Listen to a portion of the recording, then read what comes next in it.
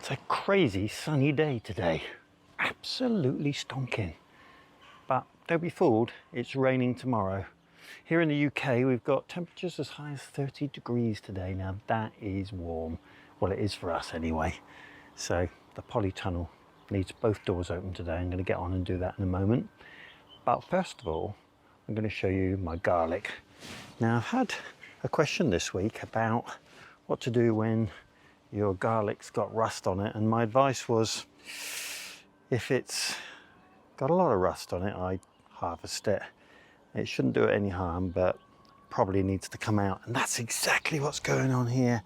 We've turned almost yellow in the last couple of days, so all that garlic in the experimental bed that did have white rot is coming out today. So hang around to the end to see that, and I'll show you what all those corms look like underneath, and we'll see whether my tactics of chopping infected onion tops into the soil early on in the season has resulted in a good crop of garlic. Fingers crossed. We'll see that at the end.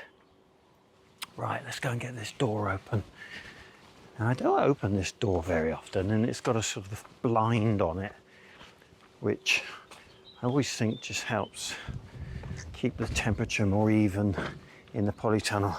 But we'll take that out, and then we have to unlock it from the inside. So let's go in and do just that. And I think we'll even roll the blind up because, well, temperatures yesterday in here got to 48 degrees and it's 47 now. Absolutely incredible heat for us, following the recent trends of the weather that we've had, which has been, shall we say, less than desirable. Right, move all my bits out of the way. My stool can go on its side up here. And you can see I've got this blind, which I always think helps a bit. And then down here, I've got just a little bit of belts and braces, door locking, just to make sure that it doesn't blow open. And I should be able to open it from the outside now, but I guess it's going to be pretty stiff. Let's go and have a look. We do need that through flow of air today because it is just so warm. Right, here we go. Oh, that opened okay. Right, just put that handle down. Just going to unhitch this blind because that's the easiest thing to do. It's getting a bit old now, and I think if I roll it up, it might just break. So that's the simplest thing to do. And I'll put that bolt down there. So there we are. Hopefully we'll get some through air in here and keep the temperatures under control. But things are certainly warming up today. Well, I've got some sowing to do today. I know, crazy. June sowing. But this is next year's crops. I guess this you could call the first sowing of next year. And it is in fact purple sprouting broccoli. It's an early variety, and I'm just going to sprinkle into this tray that I put together the other day. Way too many in there, so I'm just going to spread them around and water them. This is quite damp, but it will help to make sure they don't dry out today, which is so warm. And that should be plenty. And we'll get those up to being fairly sizable plants, and then I can put them in the last bed that I've got empty in the plot. I'm sort of keeping that one for purple sprouting broccoli. I do get another opportunity to sow another bed, and that of course is where the garlic comes out. So there we are, they're in. I'm just going to push them down into the soil, and then they got two chances, but I'm pretty sure they'll come up, and hopefully we'll have some good sized plants in a few weeks. Done a plot tour per se this year, so I thought I'd take you around and show you what's happened to all the plantings that I've made and the various development of the crops and fruit bushes and trees, just so you can get a fix what it's like up here 1,000 feet above sea level in the South Wales valleys. Let me show you. So the raspberry bed's been a massive project over the winter months, and I'm hopeful for fruit. If we look down in here, there's definitely fruit forming on all these larger branches, and you can see that we've got branches with nothing on at all, and we've got branches that have got fruit on them. And of course that's the nature of summer fruiting raspberries. They tend to fruit on the first year's growth, which you can sort of detect and prune out the ones that are older, but putting them in and just seeing how the leaves leaf up tends to be my favoured method, and I can soon chop out these ones that are not going to come to anything. And many of you said, rather than keep fighting with the weeding, put some grass on top, and that's what I've done. Got a few weeds in there, but they're very easy to pull out, and this mulching with grass is very successful. So thanks for that idea, and I would recommend it to anybody who wants to stop weed growth in an area like this. This front area of the plot, we did a little bit of work, but to be honest, it's one of those remaining areas where I've still got things to do. But Mrs. K got in here and took out quite a lot of the weeds, and now we've got raspberries, we've got stinging nettle in there. This is black currant or red currant, and then we put in a whole load of poppies. Just look at those. We've got one that's come out, which is really pretty, and then a whole load of flowers. And of course this is great for keeping the weed growth down because it just covers the ground. We've got some bindweed in there, of course. Another raspberry in there, quite a lot of fruited raspberries over there. And yeah, so this area, although we haven't done an awful lot, is certainly more controlled than normal. I've still got to do this path and pin down that fabric. It's just, I knew that there'd be a time when everything is just growing and I'd get the opportunity to do those sort of things.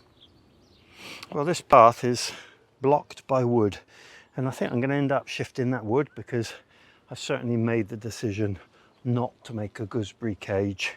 If you haven't seen my video of my most stupid decision, then go back and have a look. But basically, sawfly has devastated my gooseberries, and I tried to net it and that didn't work out, so I won't be doing that.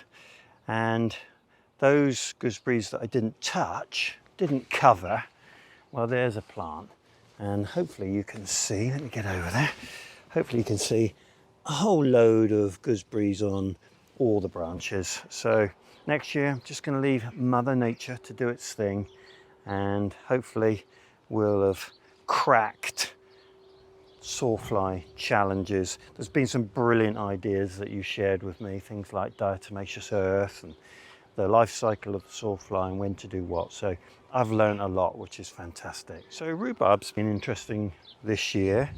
We've got plenty. We've had quite a lot of flowers. There's another one there, which is coming off. And these stems, they're a bit winicky. Not too bad. Some of them are good, and there's quite a lot of them.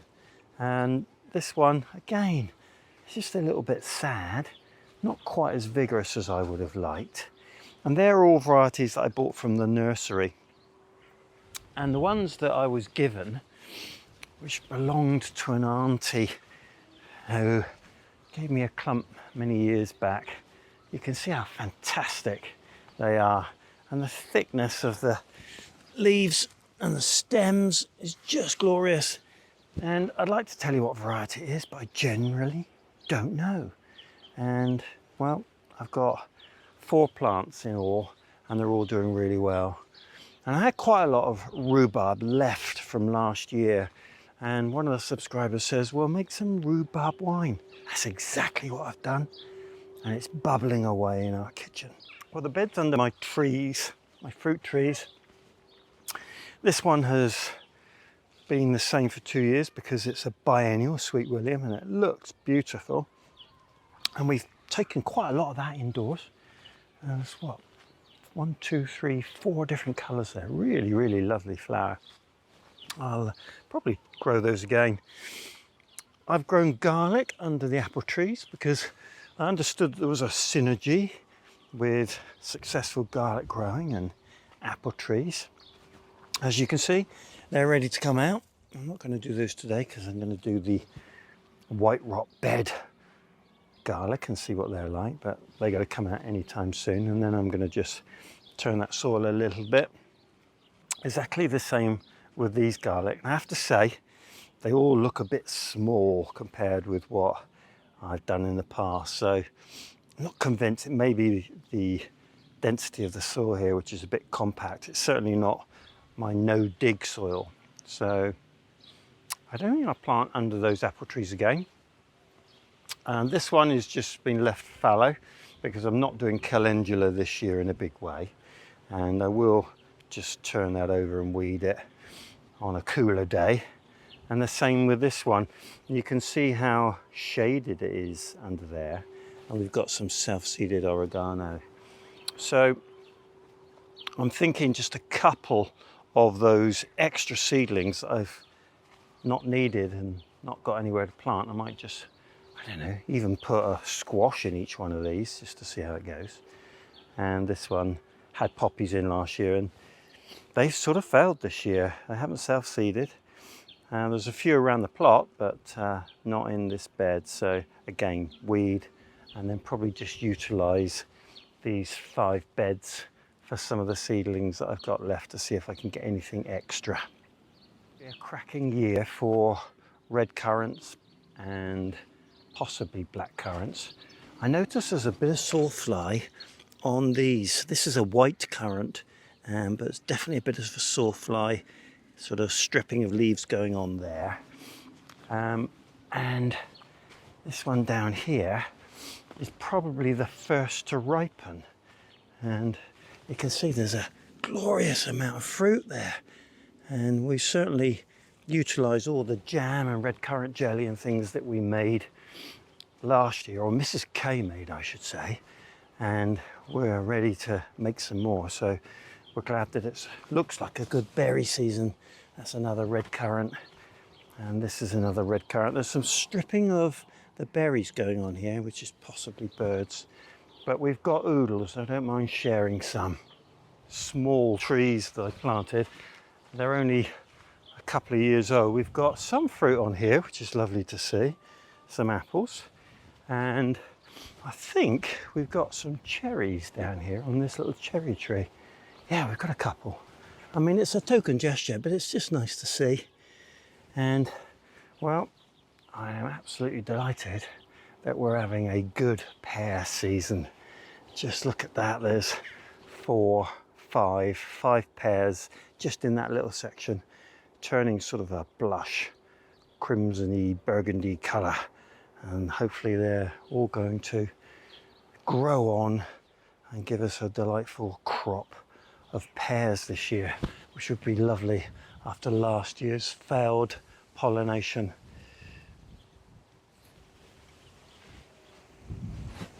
Well, Mrs. K's flower bed is looking well.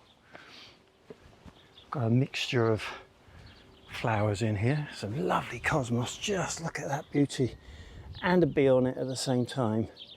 So yeah, this bed's looking lovely, and all these penstemons will be coming out very soon and will look glorious. The sweet peas, not doing quite so well. They're a bit crowded out this year. I've got this autumn raspberry, the only raspberry that I've got in the plot that fruits in autumn. So I want to just leave that one to keep going. And then oregano seems to have taken over this, well, wigwam. But we do have a few sweet peas working their way through, so hopefully they'll do okay. But this whole fruit garden, when you think only a few years back it was just weed, and I dug it all and put membrane on it, it's now coming to maturity in many ways. You just need those apple trees and plum trees to bush up a little bit, get the raspberries going, and we'll have a fine fruit garden. Okay, well, white rot alert. I'm going to take these out of this white rot bed. I thought I was going to do it with a hand fork. Not going to happen. That's quite hard. Go and find myself a bigger fork. Right, moment of truth. I've already had one out of here, which proved to be okay. No white rot. And yeah, that seems to be fine too. So I'll get these out and put them in the barrow and we'll take a look at them.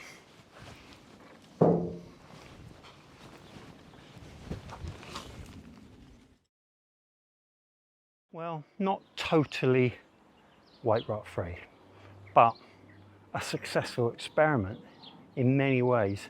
And I wonder whether the few that I did have with white rot, and here they are, what we got, 1, 2, 3, 4, 5, 5. I wonder whether those were areas that I just didn't get enough of that chopped, infected sort of onion into the soil. May well be the case. Maybe the case that it is successful, and those were bits I just didn't do a good enough job of spreading those chopped pieces, because these are looking just perfect. Just look at that. That is a beautiful garlic, and for an area that is, well, really just an experiment, and I thought that it would fail, I'm delighted to get a whole load of garlic, which is marvelous. So that's what experiments are all about on the plot. Doing something that you think might have a chance and weighing up what's worked, what hasn't, modifying it a little bit. And probably if I did that again, I'd put even more of that chopped onion into the surface, see if I can get a full yield. Well, that's it for me today. I do hope you've enjoyed today's video. Quick look around the plot, a bit of sowing and a bit of experimental reveal. Well, if you liked it, click on the like button, and if you want to get my uploads every Wednesday and every Sunday at 8 p.m, why not subscribe? Click on the bell, you'll get them all. Hope you've had a warm week and that your crops are growing well, and I'll see you again next time. Good times.